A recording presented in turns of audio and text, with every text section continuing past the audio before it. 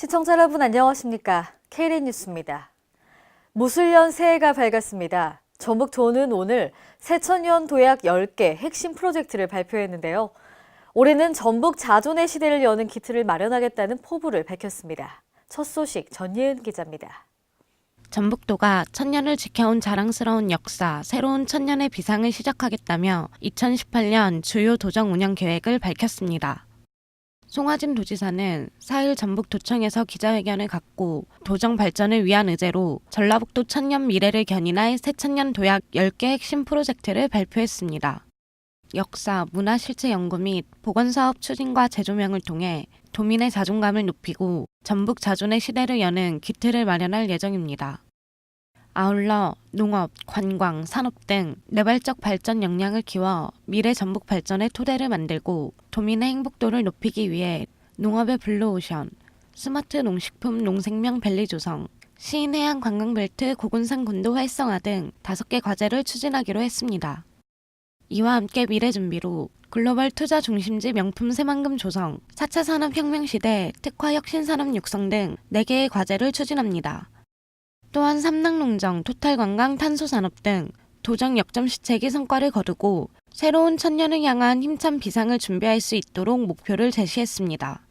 저는 목표 달성의 순간까지 초심을 잃지 않고 최선을 다하는 반구심리의 자세로 그간 심혈을 기울인 핵심 과제에 결실을 거두는 데 집중하겠습니다. KLN 전예은입니다. 제국포신과 망원 진세, 무술년 새해를 맞아 열린 2018년 신년 인사회에서 나온 새해 덕담인데요. 지난 3일 이시종 충북지사 등이 참석한 가운데 청주 상공회의소에서 신년 인사를 나눴습니다. 이날 참석자들은 혁신과 도전을 외치며 지역경제 활성화와 화합을 다짐하고 도민 행복과 충북 경제 비상을 염원했습니다. 먼저 노영수 청주 상공회의소 회장은 낡고 묵은 방식을 과감히 버리고 새로운 것을 펼쳐낸다는 뜻의 제국포신을 새해 사자성어로 제시했습니다. 이시종 충북지사는 2020년 전국 대비 4% 충북경제 실현을 위해 더 멀리는 2040년 미래비전 및 세계화 실현을 위해 미래로 세계로 나아가는 망원진세의 한 해가 되길 바란다고 전했습니다. 대구광역시는 오늘 3월부터 보상조사에 착수하는 등 유라도시 첨단 산업단지 조성 사업을 본격화합니다. 대구시는 9월 조성공사에 착수해 오는 2020년 전체 조성공사 및 혁신성장센터 건립사업을 완료할 계획입니다. 유라도시 첨단산단은 동구 유라동, 대구에서 부산 고속도로와 범안로가 교차하는 금호강변에 첨단산업 위주로 16만 7천 제곱미터 규모로 조성됩니다. 시는 인근 주거단지 및 금호강과 연계해서 직주 근접형 친환경 첨단 산업단지로 육성할 계획입니다. 지난 2014년 3호 사단이 우여곡절 끝에 전북 임실로 이전했죠. 현재는 지역경제의 한 축을 담당하며 효자 노릇을 톡톡히 하고 있습니다. 김경모 기자입니다.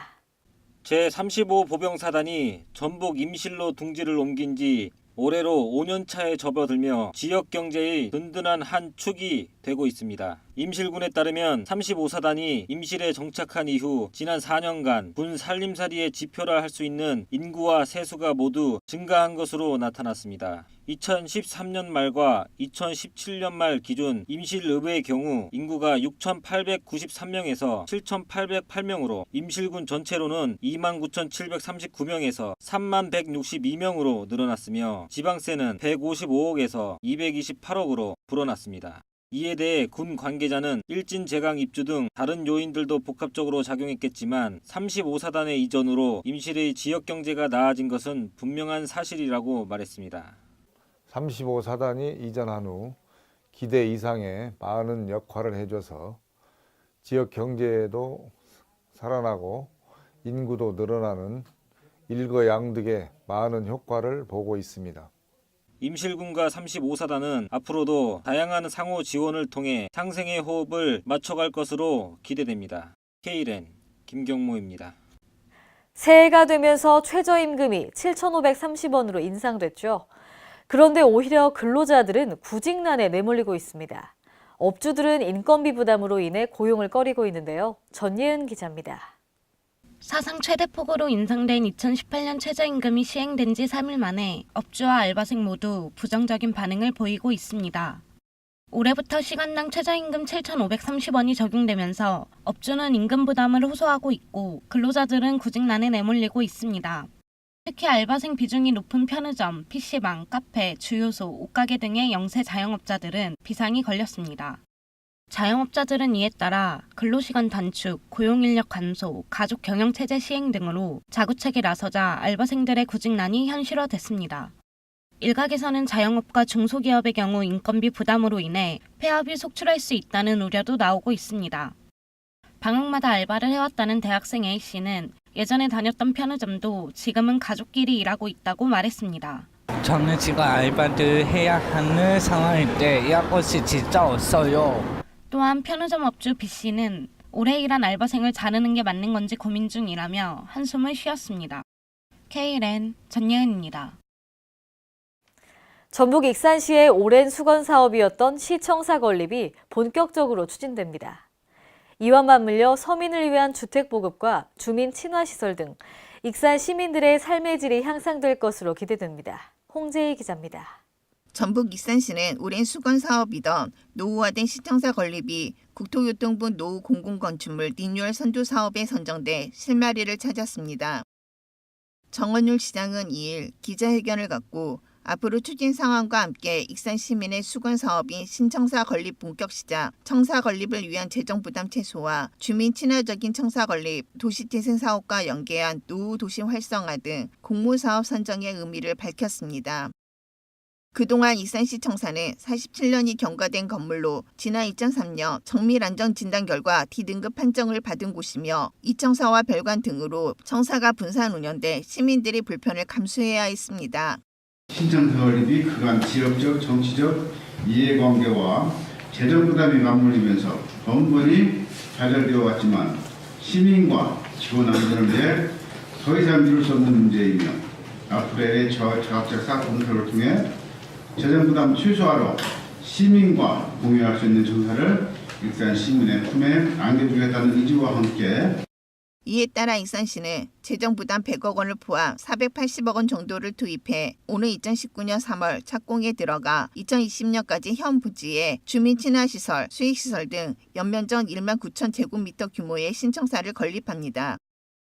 또 신청사 신축에 따른 재정 부담을 최소화하기 위해 LH와 공조를 통해 경찰서, 상하수도 사업소 등 잉여 부지의 효율적 수익 모델을 추진할 예정입니다. 이와 함께 국민주택 규모 85제곱미터 이하 분양주택 사업을 LH와 추진해 총 480세대의 서민을 위한 주택을 보급할 계획입니다. KLN 홍재희입니다. 전북 임실군이 신선한 무공해 나물 사업을 본격화합니다. 어른이나 아이 할 것 없이 남녀노소 누구나 즐길 수 있도록 할 계획인데요. 김경모 기자입니다. 전북 임실군이 건강한 먹거리를 원하는 소비자들에게 손쉽게 자연 밥상을 맛볼 수 있는 기회를 제공하겠다고 나섰습니다. 임실군은 지역 임산물 나물천지 조성 사업이 한국임업진흥원 사업 대상에 선정됨에 따라 국비 10억 원을 포함한 20억 원을 확보했습니다. 군은 임실 나물 산업과 관련된 농가와 전문 연구기관, 가공업체 등과 손잡고 임산물 클러스터를 구축해 6차 산업화를 이끌겠다는 포부입니다. 구릉 산지가 70%를 차지하고 있는 우리 군의 지역 여건을 최대한 활용하는 임실의 나물천지 사업은 산나물 재배단지 조성, 산나물 가공식품 개발, 산나물 채취 체험 등 6차 산업화하여 국민의 식생활 개선과 농가 도축 증대에 기여할 것으로 기대하고 있습니다. 군은 특히 나물을 꺼려하는 어린이와 청소년층을 겨냥한 가공식품을 비롯해 다양한 나물식품을 개발해 나갈 계획으로 이를 위해 60평 규모의 가공 공장을 신축할 예정입니다. 뿐만 아니라 청소년들이 산나물에 친숙해질 수 있도록 교육장과 체험장을 마련할 계획입니다. KLN 김경모입니다. 오늘의 브리핑 뉴스입니다. 광주광역시 보건환경연구원은 지난해 광주 지역에서 유통되거나 판매된 농산물에 잔류농약 안전성 검사를 실시해 부적합 농산물을 압류하고 폐기했습니다. 2,914건에 대해 검사를 실시한 결과 시금치, 알타리 무잎 등 41건, 3,542kg, 1.4%가 잔류농약 허용 기준을 초과했습니다.